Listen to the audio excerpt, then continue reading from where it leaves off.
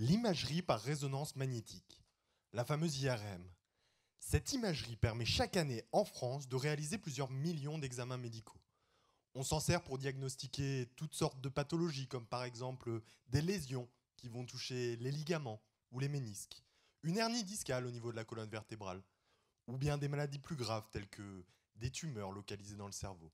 Et si cette technologie est tant utilisée aujourd'hui, c'est qu'elle permet de réaliser une image en 3 dimensions des tissus de notre corps sans aucun effet néfaste pour les patients.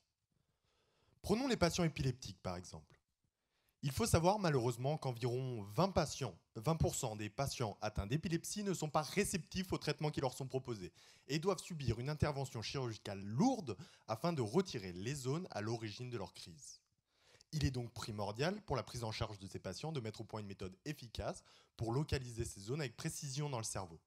Et pour réaliser cette tâche, je propose de cartographier le réseau vasculaire cérébral particulièrement impacté par l'épilepsie à l'aide d'un IRM. L'imagerie par résonance magnétique repose sur les propriétés magnétiques des molécules d'eau.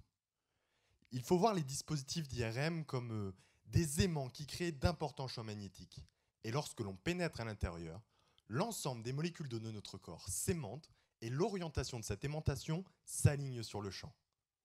En fait, on peut voir les molécules d'eau de notre corps comme de petites boussoles dont l'aiguille s'aligne sur le champ magnétique terrestre. Et lorsque l'examen IRM débute, on va venir écarter l'orientation de cette aimantation, comme on viendrait avec le doigt écarter l'aiguille de sa position d'équilibre, avant de relâcher. Et à cet instant précis, l'aiguille va retourner dans sa position d'équilibre sur un phénomène que l'on appelle le phénomène de relaxation.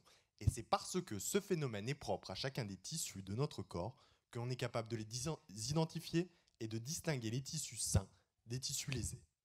Alors ce que l'on sait faire pour l'instant, c'est dire que grossièrement, ce phénomène a une vitesse constante au cours du temps et qu'on peut donc la réduire à une valeur.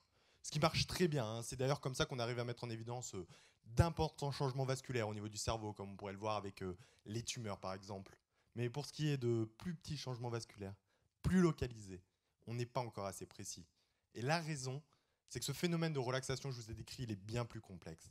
Et mon travail, c'est de mettre au point des méthodes statistiques qui génèrent des modèles plus sensibles à cette complexité, et donc plus précis. En fait, cartographier le réseau vasculaire, c'est un peu comme cartographier le trafic routier. Pour l'instant, mon chirurgien, il a des belles cartes des autoroutes, mais si on veut soigner l'épilepsie, il va falloir que je lui fournisse des cartes des nationales, des départementales et des chemins communaux. Et si les plus gros vaisseaux de notre cerveau faisaient la taille des autoroutes, alors les vaisseaux que moi je cherche à identifier, ils ne sont pas plus grands que mon doigt.